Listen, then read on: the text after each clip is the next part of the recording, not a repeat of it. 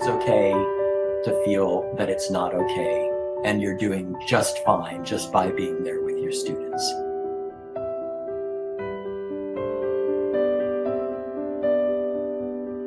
In your years of teaching, you've developed a rhythm for explaining ideas, a manner, a mood, a mode of teaching that works for you. Use that. Be you.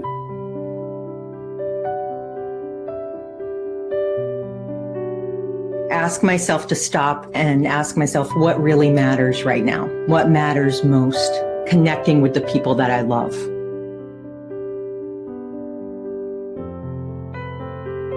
And just this week, a retired physician who has an extensive family, but he and his wife are in their late 70s, emailed to say, we are in self-quarantine now. And the only lifeline that they have right now are these piano lessons that they are taking online. And it speaks to our need as humans to connect with one another and to connect with something greater, to express something greater than ourselves.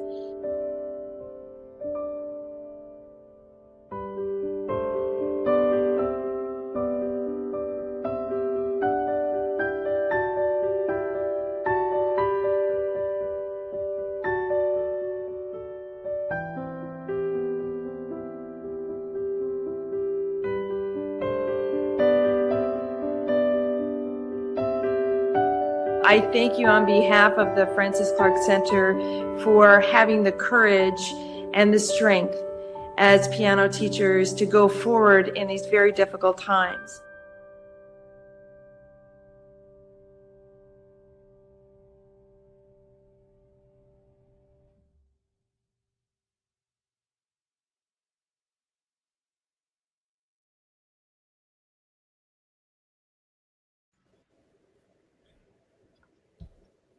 Hello. Hello, everyone. Welcome. Great to see you all again. My name is Jonathan Kuskiski, and I'm going to let my colleague here introduce herself briefly. My name is Fabiana Clore. We both run entrepreneurship programs, Fabiana at the University of North Texas and myself at the University of Michigan.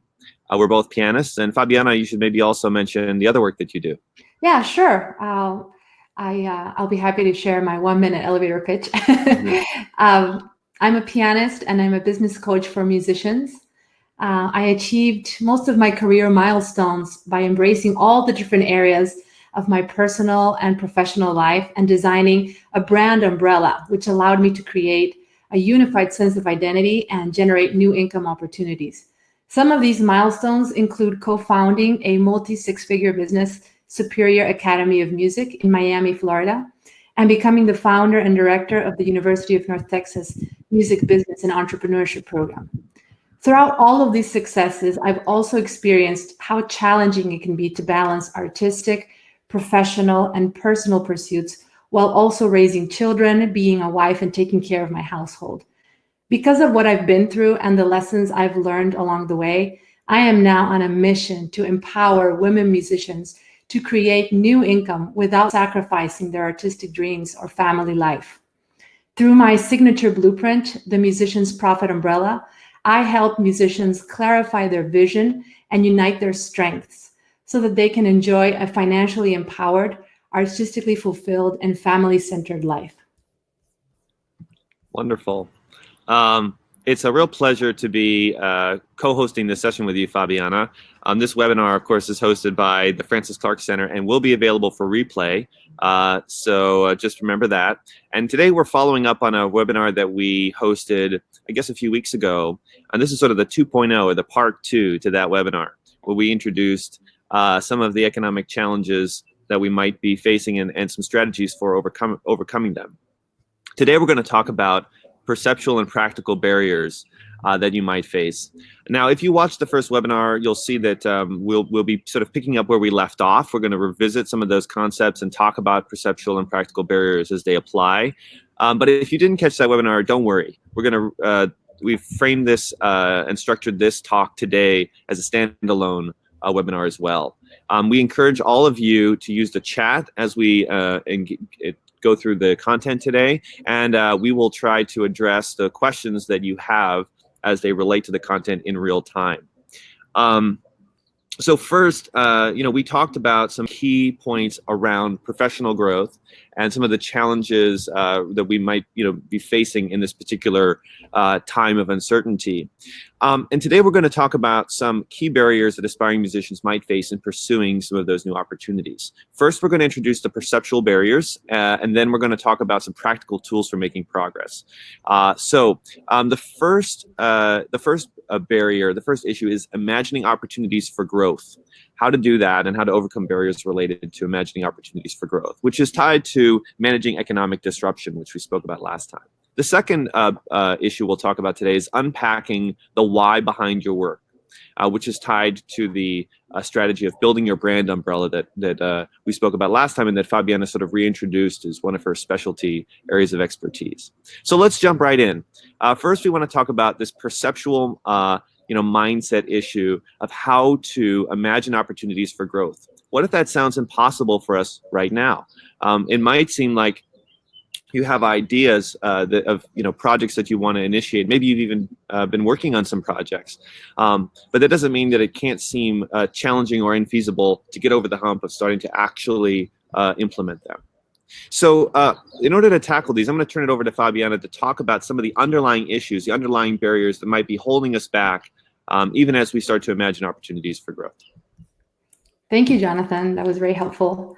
In this moment, and we talked a lot about this in our first webinar, but it is really a matter of reinventing yourself. It is a matter of understanding that disaster can equal opportunity. And we may be hearing that a lot. We may be hearing that all over the news, all over the social media feeds. Everyone is trying to share a message of hope, a message of positivity, and that is very, very important. But what we want to help you also through this webinar is to give you actual tools that you can implement right away to go on and apply this hopeful attitude, this proactive mindset. And a key part in figuring out how to apply all of these things is consider reinventing your message, reinventing the way you present yourself in what you do. If you have a full studio of students, this is a wonderful time to evaluate what are the things that you have been able to really contribute in your work. What are your superpowers, basically, and how do you really impact those students? If you're a pianist, those the audiences around you. What are the things about your work that help you stand out? And going into this inquisitive mode and this curiosity mindset can help you steer away from the notions that you may not be ready or that you may not be who do you think you are? I've actually been reaching out to my community and asking them to send some questions and thoughts and objections that they may have as they are considering new career choices during this time, as they are considering embarking in new projects and embracing just new ways of pursuing what they do. And a lot of these, perceptual barriers come up. This is why Jonathan and I chose this topic for today. So I want to help you find a way to turn that around. And so a great way is to start by asking yourself these three questions. What is your story? What are the things that make you special? In which ways do you actually contribute to those around you? And a great way to go about this is by actually asking your community, asking the people you serve, to not feel you have to come up with all of these answers on your own. And the second step is to understand who are the people that really benefit from your superpowers, from the things you can offer. And the third step is, how do you reach these people? What are ways that you can start sharing your story, sharing the content that you have created, and reaching out to the people who are going to resonate with your message? So again, a part of this is both combining what you know from inside your mind, from your experience, and also getting feedback from your community, from the people you serve, in terms of what are your key strengths, what are the things that you can really do. So if you feel like, who am I? Who do I think I am? If you have these, symptoms of imposter syndrome, these are great ways to kind of take it a step further and to not feel that you need to come up with all the answers on your own, that you can actually reach out to your network and get some input on your experience. So these are just some starting points. I'll turn it back to Jonathan. I don't know if you want to add something to that. Yeah, well, this is a beautiful kind of extension of what we talked about last time. So thanks, Fabiana. The only thing I wanted to add to it, since you were just talking about this idea, so let's say you're engaged in this work of doing some sort of what we might call customer discovery or some reflective activity where you start to get information from others about what your sort of unique capacities are, what the core values in your community that you have in your work that could benefit your community are. Even as you do that, we might face the perceptual barrier of, well, there's already a lot of people doing a lot of things. It's a sort of scarcity mindset. We're all sort of trained or indoctrinated to think about what we do in terms of this idea of scarcity. Could you talk a little bit about the scarcity mindset as well? And then we can talk about the imposter syndrome a little bit more as well. Yeah, absolutely.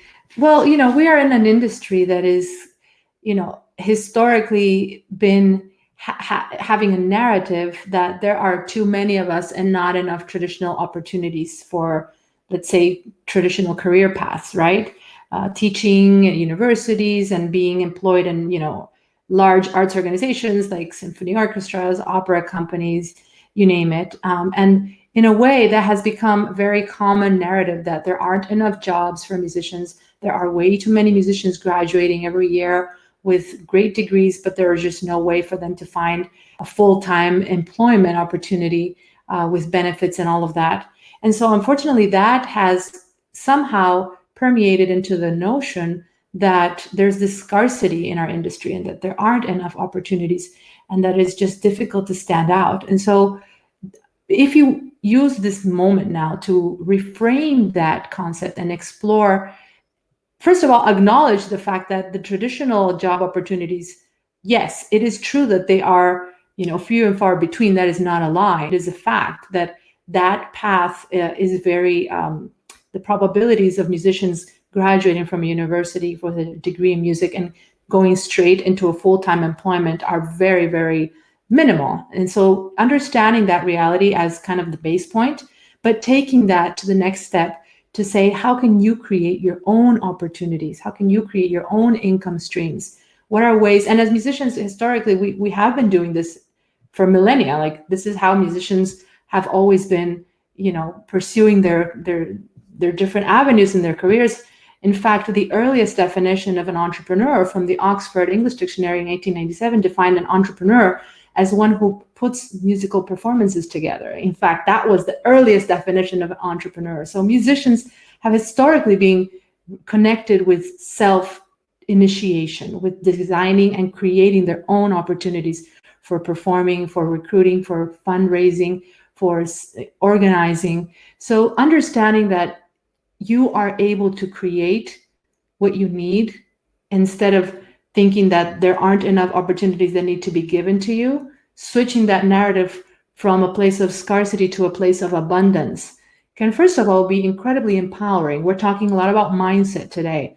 And in order for you to really embark in projects and pursue different plans, you have to be in a place of belief, in a place of confidence, in a place of hope. And so changing that narrative from a scarcity mindset to one of abundance, as long as you're able to create things following, innovation strategies, following ways to really listen to what problems you can solve through your work and designing solutions for the problems where people are really going to need those solutions, creating your work in a way that becomes a true value opportunity for your audiences, for your students, that really solves a problem. As long as you're able to do that, you're not going to have any problems finding work. You're not going to have any problems creating income for yourself if you adopt an entrepreneurial approach to income opportunities. Wonderful. So just to sort of recap here, this idea of the scarcity mindset, just sort of reframing, I think, what you were talking about so specifically, Fabiana, is that often when we think about creating, even if we're open to creating something new, we often think that, well, we're always going to be in competition. In other words, if I can gain in some way, somebody else will lose, and that there's this finite number of opportunities out there that we're all competing for. And what you just talked about is thinking about, rather than a competition for a piece of the pie, what if we can imagine that the pie itself could grow? What if there could be more opportunities for all of us? And what if we could actually create some of those opportunities that would benefit others? So transforming this idea of a zero-sum game mentality into a mentality of sort of infinite opportunity or incredible opportunity. I think we should keep moving on, because I know that there's another topic that's on this subject that's important. The only thing I wanted to add to what you just said, Fabiana, is that it might be easy to think about that as quote unquote pie in the sky. Is that realistic to imagine that there's actually growth opportunity? But I just wanted to, I'm going to post this in the chat and we can always share it later as well. This idea of the possibilities of expanding the pie is actually very much rooted in arts research today. The National Endowment for the Arts has been studying public participation in the arts for the last 20 years. And when they did a study in the last decade about barriers and motivations to participation, they found that there's actually 70% of the public who is not participating wants to participate. So almost 15 million people in the United States who basically say, I want to be a part, I want to contribute, I want to consume art, whether that's music lessons or other types of art making. And what they're really looking for are people to open the door for them. So there's actually a huge growth potential even in the broader arts marketplace. Even if the current moment is disruptive, we can't lose sight of the fact that there actually is a huge, vast, unknown amount of sort of potential community members that you could be reaching right now. And actually, this is perhaps the perfect time to start to imagine those possibilities. Okay, Fabiana, I'm going to turn it back to you. What if you're a person who says, okay, I buy that. That sounds good. And maybe there is opportunity out there, but not for me. I don't have what it takes. In fact, I am starting to question my own capabilities of dealing with the situation. That's the imposter syndrome you were just speaking about. Can you talk a little bit about how to overcome those feelings, through some things like the growth mindset or other strategies you were alluding to? Yeah, absolutely. A lot of what I've been hearing is a sense of in the communications that I have with my clients and with my community is really, to a certain extent, an element of grief over a reality that used to exist and no longer is, in terms of personal contact with your students, personal contact with people around you, and that's very understandable. And I think a first step is kind of reconciling that sense of sadness and being okay with it, and not feeling that it's something that you should resist, or that you cannot, it's not okay for you to be feeling this way. I think a huge part in moving on and embracing new attitude and kind of getting, very energetic and active in taking action on what you want to do is accepting where you are, and accepting that there may be indeed some elements of what you used to do, especially as it relates to personal interactions with students, that may not be necessarily part of what you're going to do in the immediate future. So kind of settling that and letting that kind of stay where it is, and not worrying too much about when that's going to come back to normal, or how long it's going to be before you can have all of these, more human personal connections, in-person experiences. And just letting that kind of get on the back burner and think, given the situation that we have now, the new reality where everything is online, how can you now really explore ways to be more creative and to understand that there are going to be a lot of learning opportunities for you. You will be doing things that you may have never done before. You will be learning about ways to deliver value to the people around you, to the people you serve, in ways that you never had considered before. But in a way, think about this as something that can make you better, something that can make you stronger, and that can use your creativity that you have as an educator, as a musician, and apply that creativity for innovating your business models. And in our first webinar, we talked a lot about potential new strategies where you can teach in ways that don't consume all your time, but instead allow you to make significantly more income without adding significantly more time to your schedule. And in fact, reducing that into models where you can group students, where you can incorporate clients from all over the world now that you have everything online. So I'm not really going to go back into that in too much depth, but I do want to share with you today a way that you can kind of step into that opportunity in a very excited way with a lot of enthusiasm. So coming back to the 3 points I outlined earlier in terms of ways you can go about doing this, right? First of all, understanding that there will be a learning curve for everything. There'll be a learning curve for understanding the technology. I have a lot of, clients who, are very concerned with ways that they can deliver their lessons and their programs in a high quality way, because they just don't figure out, what to do it from the phone, to do it from the computer. Like, all of those logistic things can be figured out. You can find answers to all of these things. I know there are plenty of webinars, even from the Francis Clark Foundation, that have gone into great depth on the technical logistics. But what I want to help you understand are more of the strategical logistics. How can you now go beyond just the technical aspect of whether to use a phone or whether to use a computer for delivering online lessons and how to make that work, which microphone, which camera, and to say, how can the overall experience blow people's minds, like be so much better, allow them to have community interaction, allow them to work with guest speakers from different parts of the world, allow them to have access to you in a way that could be more supportive offline outside of the lesson times. And so just embracing all these different creative ways to increase the overall satisfaction and experience for your clients will help you feel that you are delivering something amazing and remarkable, will give you that confidence. If you are wondering, how can I deliver what I used to do online? Don't ask yourself that question. Ask yourself, how can I deliver 10 times the overall experience of what I used to do in person in a way that doesn't add, of course, 10 times into my schedule? Those are the questions that you can start asking yourself. How can you reinvent what you've been doing so that it take advantage of this new reality we have right now? Wonderful. I would just punctuate one thing that you just said, Fabiana, and then let's keep moving, which is to say that if you're listening to this right now and you're inspired by what Fabiana has to offer, as you should be, because you got so many great ideas for us, Fabiana, about how to do the things you just talked about. Let's say you're imagining in your mind these possibilities, whether that's a particular project or you're just starting to unpack these ideas about growth potential. If you are feeling that this is going to be really tough. This is going to be really challenging, and even accepting those things you were saying, Fabiana, about not being able to do, accepting the sort of loss of not being able to continue your practices in the current moment the way that we might want to. One concept that we can use for resiliency in that moment. To kind of keep that inspiration, that momentum for inspiration going forward, is to think about the concept of the growth mindset.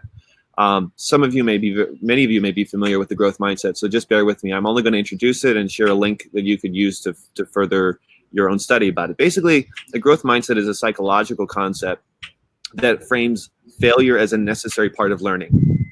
And it's in contrast to a fixed mindset, which is a psychological framework that prioritizes sort of talent and achievement over effort, and over time it can lead to sort of detrimental some detrimental effects. So the concept of the growth mindset is an empowering mental framework that we can all aspire to.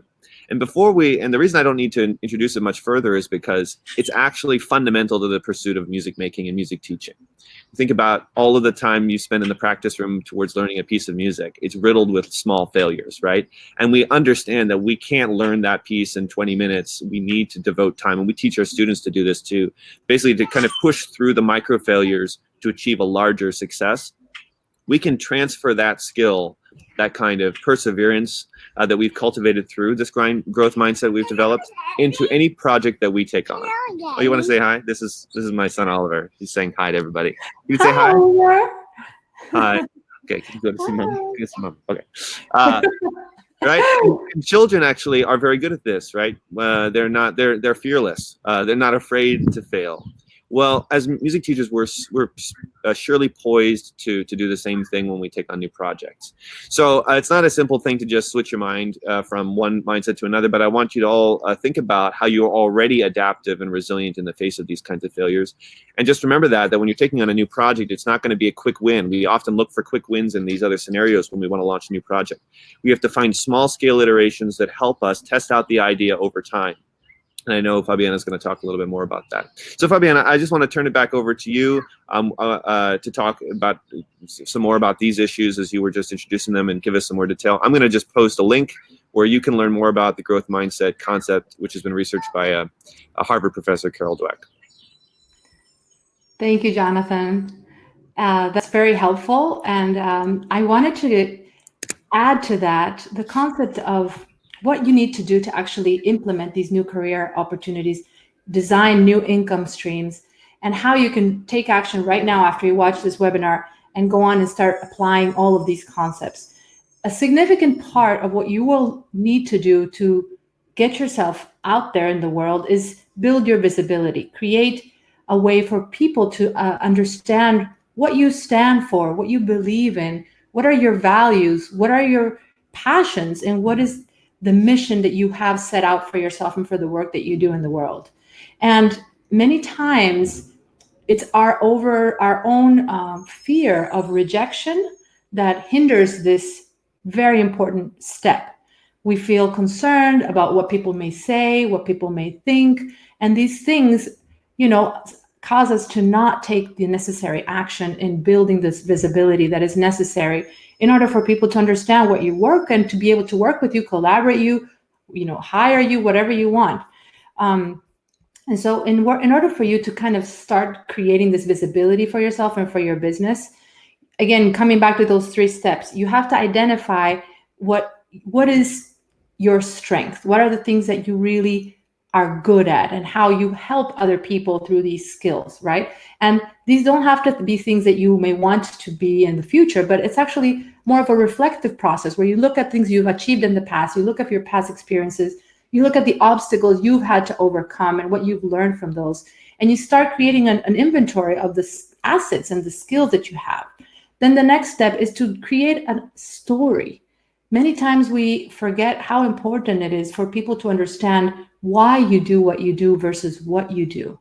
So it is not so much about focusing on the actual work that you do as you create all of this visibility plan, but it's really about focusing on why you're working on these things, why these things matter to you, and what is your story behind your motives for pursuing this, whatever it is, whether as a teacher, as a performer, a combination of the two, and more things, a community builder, an arts leader. It's to look into the why behind what you do. And then the third thing is to start creating content, sharing your insights, sharing your expertise, and not to put too much pressure on this content that you're creating, not to approach it from a perfectionist standpoint and think that only until it's ready and it has been pretty much like a dissertation, then you can start putting it out there. But to be aware of this growth mindset approach that Jonathan described so eloquently, which is to be okay to just put yourself out there. There will be moments where you may have great recognition, and there will be moments where you maybe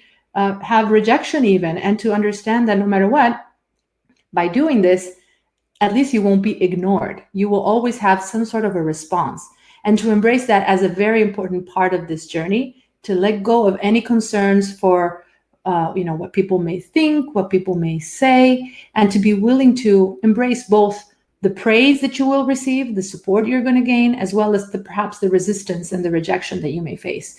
I want to share with you a speaker who I learned recently about. His name is Jia Jiang, and he actually created a business out of the concept of rejection.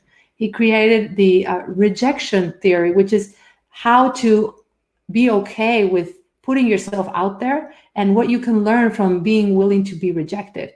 And so he actually created 100 Days of Rejection, a book he wrote based on an experiment where every day he would set out and do something where he could potentially be rejected. Many times he was rejected, but many times he was not. And all the lessons that he learned in this process of just getting himself out there, out of a fear that he himself had from never wanting to face rejection. So I'm going to share this TED Talk in the chat. I encourage you to look at it and to learn through this wonderful speaker who actually created a whole business and a book and a video that became viral and became a really interesting movement out of someone who really wanted to hone in on the concept of overcoming his own fears and helping others do the same. So I hope this is inspiring for you when you learn through this and explore what are your stories? What are the things that you've had to overcome that you think other people can benefit from? And how can you turn that into a solution, right? The ultimate goal of this is to turn it into a business, an income stream. So I'll just share this in the chat as we're going through this. It's there now. Wonderful. So Fabiana, I want to let you keep going on your role here with all this great content. The only thing I was going to just bring up, there's a question here about who wrote this book from Dixie. And Dixie, if you're referring to growth mindset, the book is actually called Mindset by Carol Dweck. But in that book, she talks about the concept of specifically the growth mindset. And the link that I posted the YouTube video is a short description, sort of like a TED Talk describing that concept. One other thing I was just thinking about as an aside, as you're talking about this, is accountability, Fabiana. So you've spoken about the need to kind of insulate yourself, sort of insulate yourself to take some kinds of risks. To put ourselves out there is always some kind of a risk. And if we think about the totality of what we want to offer, the imagined big project, it can seem daunting. But if we break that down into more measurable sections of our larger, turning a big project into a project management plan that has accountability and benchmarks built in, that could also be very important. And perhaps you're going to speak to it. I'm just going to share really quickly a tool. If you're thinking about that right now, you're thinking about how do I create accountability for myself? There are tons of strategies out there. One of the simplest tools that you can use that is very flexible is something called a SMART goal. SMART, which is a specific, measurable, achievable, relevant, and time-bound. It's a framework for setting goals that allows you to stay accountable and make measurable progress on a day-to-day basis and evaluate those micro failures and maybe even celebrate them because it helps you understand that progress, even what seems like being stuck in the weeds or lack of progress, is actually pushing your larger project forward. It helps you see both the micro progress and the macro implications of that work in real time. I'm going to just share that here in the chat, and then I'll turn it back over to you, Fabiana. Thanks, Jonathan. I love SMART goals, and I've read so many different acronym versions of SMART goals. So ultimately, the idea is to make it work for what you want and to make it help you in the process of embarking new projects. I'd like to talk about just figuring out how to step into a vision, step into a new reality. Many times we get bogged down by just kind of going with the status quo and the activities that we've designed. And, we've been doing certain things for a long period of time. And I hear this a lot in my clients, but I've been teaching this way for 40 years. How can I change and reinvent myself? Why should I? And here's what I want to help you think. The way you create new income opportunities, the way you reinvent yourself and your business streams is by setting out clear vision of what you want maybe a year from now. You don't have to worry about going too far down, but if you want to, you can. But unless you have that clarity of the life you want to design, the way you want your life to be, and which elements of what you're doing right now you want to keep and which ones you may need to let go of, then everything you do is going to be kind of like just going on a hamster wheel. You're just going to keep going. And then you may find yourself many years down the road feeling like, what have I done? I'm not really happy, and I'm busy and I'm tired and I'm drained. And many times when we ask ourselves, what do I want? That's not an easy answer. And many times I hear clients say, well, I'm not really sure what I want. So I encourage you to make it a priority, to give yourself that time to think in this moment where you are, what does your reality look like? And what are the elements from what you're doing that you want to keep and what would you like to change? And if you were to envision your life a year from now, where that reality would be something that you think, well, if I want my life to change a year from now, it could be this, and maybe add another percentage, maybe 50% of it realistic and 50% of it so amazing that you just don't even think it's possible. And to work with that vision and reverse engineer from that the steps you need to take in order to get to that place. But to really be assertive and to be committed to giving yourself that opportunity to dream. I can't tell you how many times I hear my clients say, well, I'm not really sure if I want to dream. I'm just, I'm happy with what I have and I don't really know if I should dream, because you get so immersed into you have what you have and this is, and many times you have actually built amazing things and you're very successful. But unless you take that initiative to give yourself that opportunity to want more, to feel that you deserve more, right? A lot of the answers that I received when I submitted this open question to my community, what are the thoughts you have when you are facing new career choices are, who do I think I am in order to do this? You are amazing. You need to know that. You need to feel that you deserve to want more, that it's okay to want more, and to set out that vision for yourself so that everything else and all the smart goals that you design for your short-term life or your schedule on a daily basis, on a weekly basis, on a monthly basis are leading you towards that bigger vision for yourself. Even if you are in a life situation that is challenging, like we all are right now, where many of us have to be trying to work from home with our kids, suddenly becoming homeschooling parents. I'm sure, Jonathan, you can relate to what I'm saying. And we've been thrown into a situation that is in many ways more challenging than what we have been used to. How can you envision your life right now, knowing the situation that you have and deciding, okay, given that this is my reality, here's where I want to go, here's how I want my finances to look like, what are those income goals? I can't tell you how many times I ask my clients, what are your goals from an income standpoint? How much money would you like to make a year from now? How can we, strategize on getting you there? Many times people don't even know because they don't take that time to think about what they want for their activities to look like, what they want for their income to look like. So taking that step, making sure that you are asking yourself these key questions. What are your goals? And coming back to that concept of scarcity, coming back to the concept of imposter syndrome, this is why we chose it. Don't let those thoughts bog you down and not let you really take that step of dreaming and designing something better for yourself. And just because you're designing something better doesn't mean you don't appreciate what you have. It's giving you an opportunity to gain the clarity you need to make every step of the way count and to help you focus and prioritize what you really need to do with your time, especially if you have very limited in these challenging circumstances that we are now. I don't know, Jonathan, you want to add anything to that? All I wanted to say is just to just kind of frame what you're saying right now around we were talking at the beginning of the session that one of the things we're going to talk about is unpacking the why behind your work, and that's what you're doing right now, Fabiana. And it's just a good reminder to all of us that when we talk about the why, when we say that, we often think, well, that means we're trying to understand, why it's important to other people, and that is definitely true. But you're also speaking to the other dimension of this question, which is, why is it important to me? And what are the things that I want to have, not only there's very tangible goals we can set, like you were talking about, financial goals and other things like that, but there's also sort of broader holistic goals about what I want my life to look like, what satisfies me and what gets me excited every day. Could I do that every day and maybe work even slightly less hard than I am now, making more impact and feeling financially fulfilled? That's what you're speaking to right now, and it's a beautiful encapsulation of this question of how to explore the why behind your work. So I want to let you keep going. I just wanted to say we have about 20 minutes left, and it's a great time. If you haven't posted a question, if you're thinking about a question, please use the chat. As we're talking, I will keep monitor. As Fabiana's speaking, I'll monitor that, and we can try to address any questions that you have in the last 20 minutes of this lecture. All right, take it away. Thank you, Jonathan. So again, if you don't have that map, if you don't have that end goal, then you can't really decide what is important to you.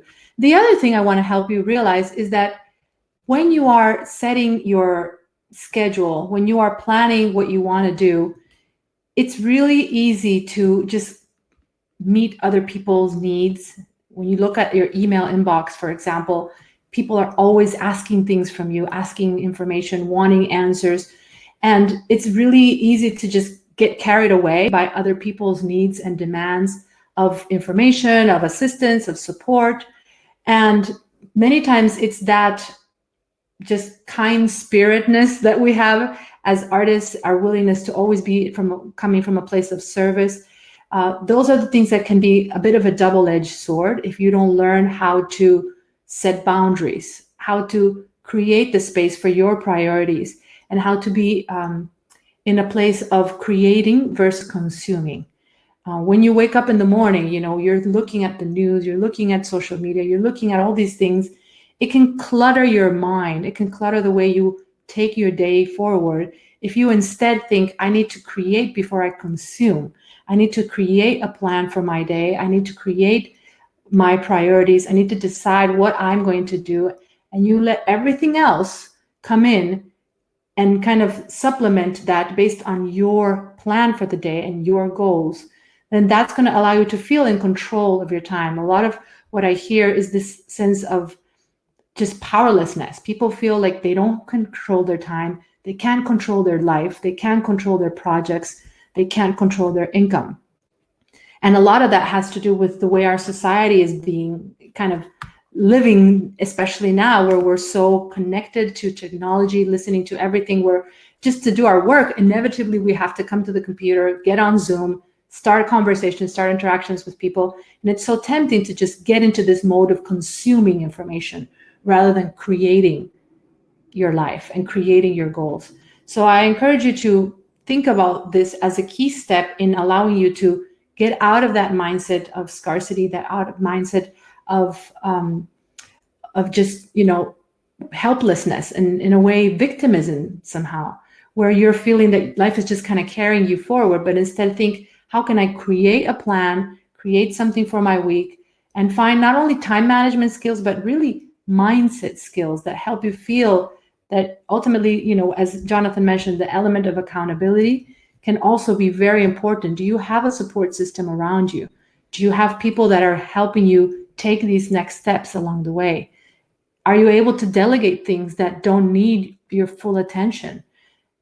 As musicians, we are oftentimes really perfectionists and high achieving individuals. And we have this tendency to want to do everything on our own and do everything ourselves because we know that perhaps no one can do it quite like we can. But that again can be very dangerous, because if you're not willing to delegate and you're not able to find people around you that can take on certain responsibilities for you to focus on creating again, then that is again something that can stop you and slow you down and make you feel that you're just being consumed by all of the things that are happening in your life is kind of taking you this way. So stepping into a place of boundaries, setting boundaries for the demands from other people, from other work responsibilities, and making them fit into what you need to do in your life is also a really important step. There's the concept of assertiveness is not just being assertive with others around you, but it's also being assertive with yourself. If you had to respond to your own demands, to your own dreams, like if it were someone else, you would probably be more assertive and you would be better at setting boundaries if this was something for someone else. Sometimes when it's for our own selves, we are a little bit too flexible and too giving, and that puts us in a place of feeling that we're just not getting the results we want. So I don't know, Jonathan, you want to add anything? Yeah, I just want to, I think these are maybe some good moments to address a couple of really good questions that we've seen posted. So one of them is from Michelle asking a question. She's considering trying to teach online outside of her city and was asking what means of advertising would we recommend to branch out: Facebook, website, local teachers association. And I think the answer to that question is it could be all of those things. It's probably not just one way. And I know you have a lot to offer on this, Fabiana. Obviously, I think that the answer to that question is tied to this larger question you have of who do you want to serve? What kind of students and how many students and do you want to serve, and how does that fit into your larger plan? I don't think we have time to go into a full marketing plan today, but we can certainly include some sort of tips or resources around some of that strategy, I think, in the handout we're creating. The second question, I'm just frame them and I'll let you respond, okay? The other one is from Marina, who's asking a question directly to what you have to say right now about this issue, I think, which is she's an experienced teacher and already comfortable teaching online, but how can she compete with the rest of other teachers that are offering cheap lessons, and how to convince future new clients that the tuition that she wants to charge is worth asking for? And I think that question is tied into Michelle's as well. They're connected, right? The answer to how you market what you want to do is got to be tied to the value that you're framing and what you have to offer. Can you maybe speak to those two questions as much as is possible in a few minutes? Yeah, absolutely, Jonathan. And you already said great answers to that. Exactly. I agree 100% with what you just shared. This is the thing. When you're asking yourself these questions, you have to go way deeper than this. You really need to ask yourself, what do you do?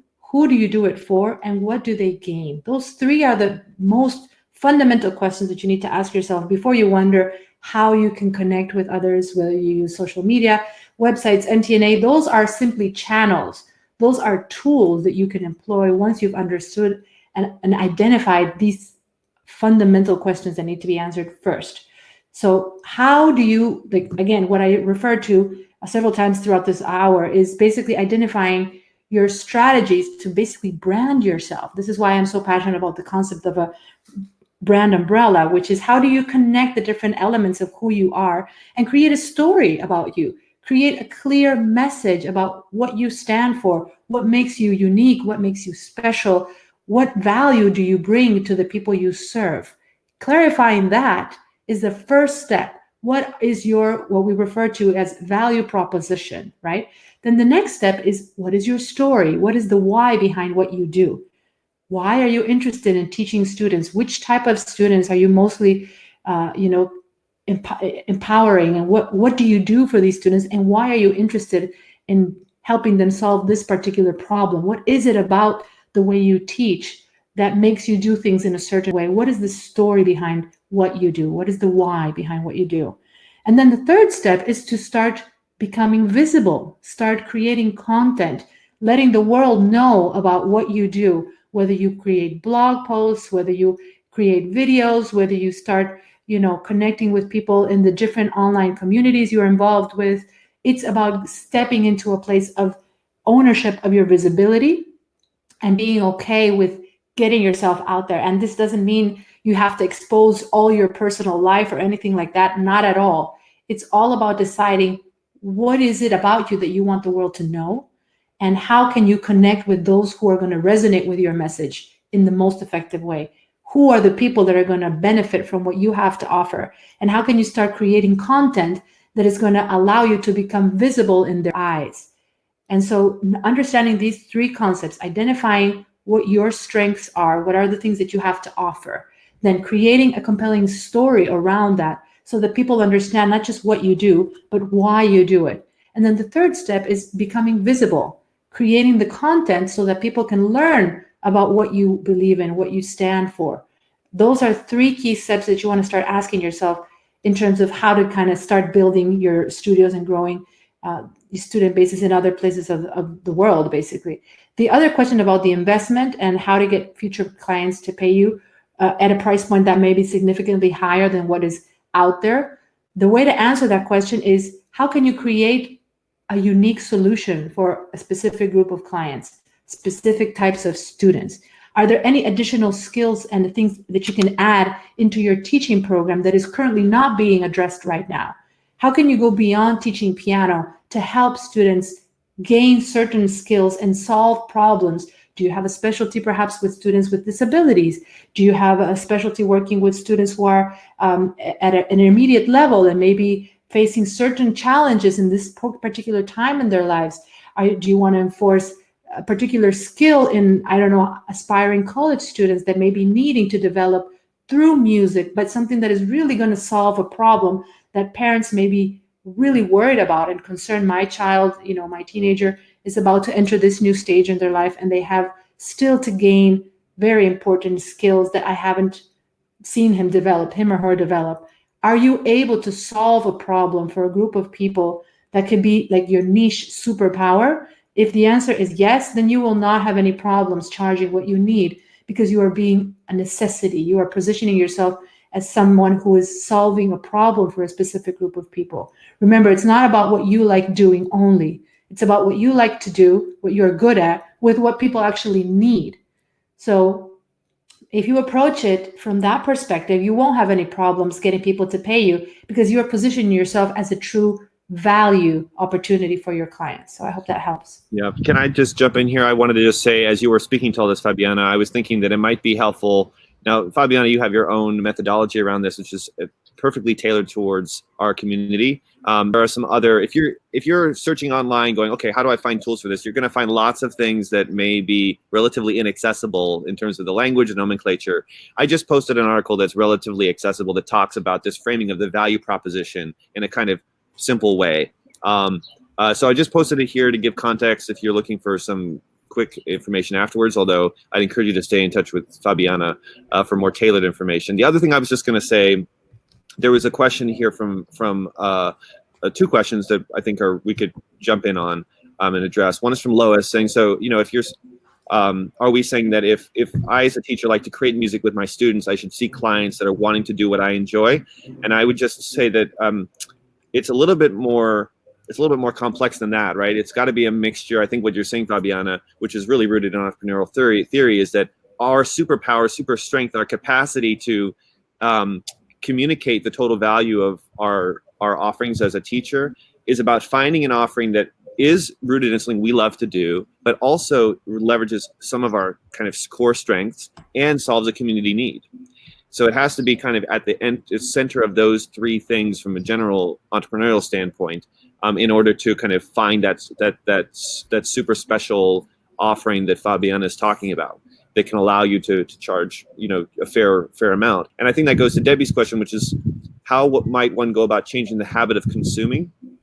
And I think I just wanted to mention that now because I think you're speaking about it in the moment, Fabiana, this point you're making, which is that if we just try to convince somebody, anyone, that we have something to offer, that's a lot harder than doing this reflective work to understand what the value is so that we can frame it. If we can do that, you might find that actually you don't have to convince anybody of anything. If you can match that message that you're developing around these big questions and goals you've set for yourself, there's a huge potential pool of people out there, many of whom will resonate with that message if you can frame it effectively through storytelling. So I don't think it's so much about changing people's consumption habits as much as it is framing the works and the work you want to do in a compelling way to the right people. It's finding the people that are perhaps already, even if they don't know it, thinking and looking for these kinds of offerings. That's my personal perspective on it, Fabiana. I'd love to hear what you have to say about those questions. Yeah, absolutely. I think you really added a great value to what I just shared. And I would like to let you know that I just did a 5-day free online training that I kind of walked everyone through my framework of the Musician's Profit Umbrella. So I'm going to share that here in the chat. It was a 4-day training, and then the 5th day was a Zoom workshop.